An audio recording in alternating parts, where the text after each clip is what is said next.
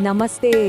आज हम भगवत गीता के दो बहुत ही शक्तिशाली सिद्धांतों पर बात करने वाले हैं। ये सिर्फ कोई पुराना ज्ञान नहीं है, बल्कि आज की दुनिया में मेंटल टफनेस, जिसे हम रेजिलियंस कहते हैं, उसके लिए एक पूरा रोड मैप है। तो चलिए इसमें जरा गहराई से उतरते हैं। चलिए इस बात की शुरुआत एक सवाल से करते हैं। कभी सोचा है कि जीवन की जो सबसे बड़ी, सबसे जरूरी लड़ाइयाँ होती हैं, वो असल में जीती या हारी कहाँ जाती है? क्या वो हमारे दफ्तर में होती है, हमारे रिश्तों में, या दुनिया में कहीं बाहर, या फिर कहीं और ही? और यही सवाल हमें हमारे पहले हिस्से पर लाता है, असली रणभूमि। देखिए, जीत की कोई भी स्ट्रेटेजी बनाने से पहले ये समझना बेहद जरूरी है कि हार का असली मतलब क्या है और ये असल में होती कहाँ है।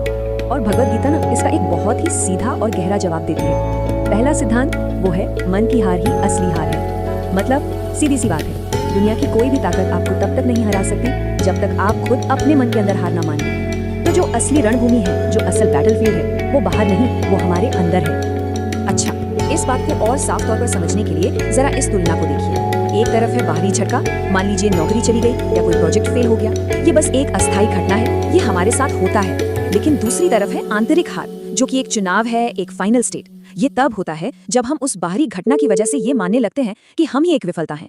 दोनों में जमीन आसमान का फर्क है ना? तो ये आंतरिक हार दिखती कैसे है? ये आती है सेल्फ डाउट, यानी आत्मसंदेह के रूप में, उदासीनता के रूप में, जब किसी भी चीज में कोई दिलचस्पी ही नहीं रहती, उम्मीद खो देना और आखिर में निराशा के आगे पूरी तरह घुटने टेक देना।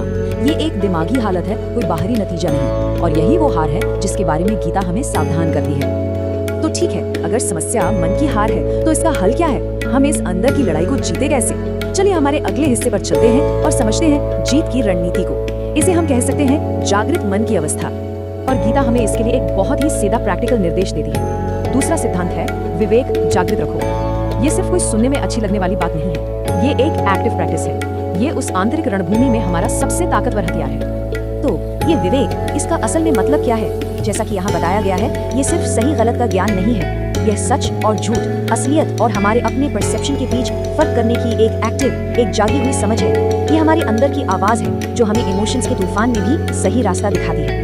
तो सवाल ये है कि विवेक को जगाकर कैसे रखा जाए? ये एक बहुत ही सरल 3 स्टेप की प्रक्रिया है जिसे कोई भी अपना सकता है। पहला, किसी भी सिचुएशन में तुरंत रिएक्ट करने से पहले बस एक पल के लिए रुकें, ठहरें।